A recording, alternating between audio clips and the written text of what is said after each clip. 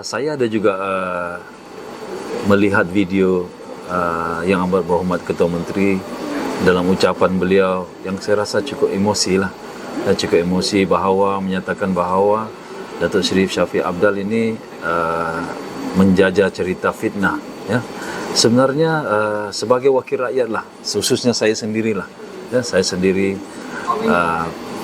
kalau ada masalah aduan daripada rakyat, contohnya masalah air, masalah jalan raya dan sebagainya, kita sebagai wakil rakyat, khususnya pihak pembangkang lah seperti kami, mesti menyuarakan perkara ini supaya kerajaan memberi fokus utama kepada perkara ini.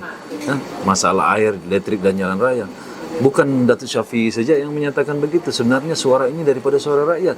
Kalau kita tidak percaya, mungkin boleh lihat di media sosial. Ya, boleh lihat di media sosial bila mana ada masalah jalan raya, masalah elektrik, masalah catuan elektrik, masalah catuan air dan sebagainya. Kita lihat rakyat sendiri ya mengomen di komen-komen Facebook dan sebagainya.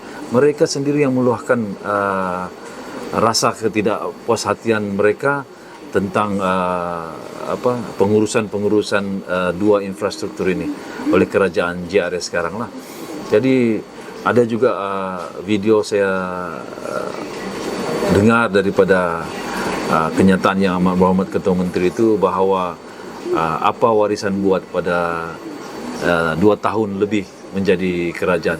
Sebenarnya banyak yang kerajaan warisan buat pada masa itu. Ya, pertama, saya sebagai timbalan Menteri Kewangan pada masa itu, saya masih ingat yang mewartakan sales tax untuk cukai petroleum sebanyak 5% adalah kerajaan warisan Shafie, ya, yang mana kerajaan JRS sekarang dapat hasilnya lebih kurang 1.5 bilion, 1 bilion lebih. Ini semua adalah hasil kerja warisan. Kalau dari segi pengurusan, saya lihat Datuk Shafie dulu pun banyak buat perubahan. Contohnya tidak menyambung lagi pegawai-pegawai kerajaan yang lebih daripada 60, ya, memberi peluang kepada pegawai-pegawai yang baru untuk naik pangkat dan juga memberi peluang kepada pegawai-pegawai baru, maksudnya anak-anak muda yang mau masuk ke kerajaan negeri untuk bekerja, berkhidmat dengan kerajaan negeri. Kalaulah misal kata pada masa itu warisan tidak memberikan ruang kepada kenaikan pangkat kepada pegawai-pegawai kerajaan, mana tidak ada ruang untuk pegawai-pegawai baru diambil. Jadi tidak ada peluang pekerjaan yang baru. Ini adalah salah satu contoh. Banyak lagi yang dia buat. Pengurusan pembangunan, ya. Zaman dulu sebelum kerajaan warisan, DP dibuat kadang-kadang sampai berbulan-bulan, ya.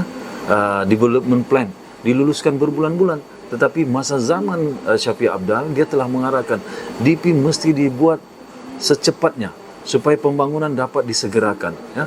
Dalam masa 24 jam. Kalau saya tidak silap saya, ada satu pembangunan iaitu Hayat Centrix, ya, yang dimiliki oleh Hapseng. Dalam masa 24 jam Datuk Shafie minta arahkan supaya diluluskan. Supaya apa?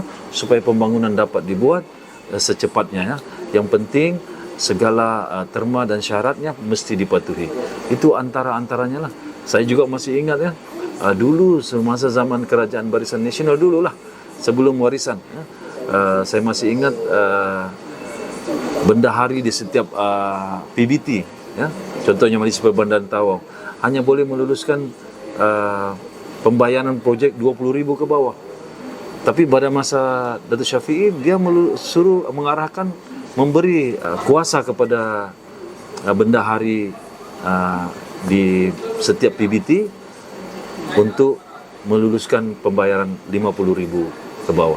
Ini adalah salah satu contoh supaya sistem pentadbiran itu lebih cekap dan lebih baik, ya, untuk membantu, memudahcarakan segala bentuk perkhidmatan yang kita buat kepada rakyat.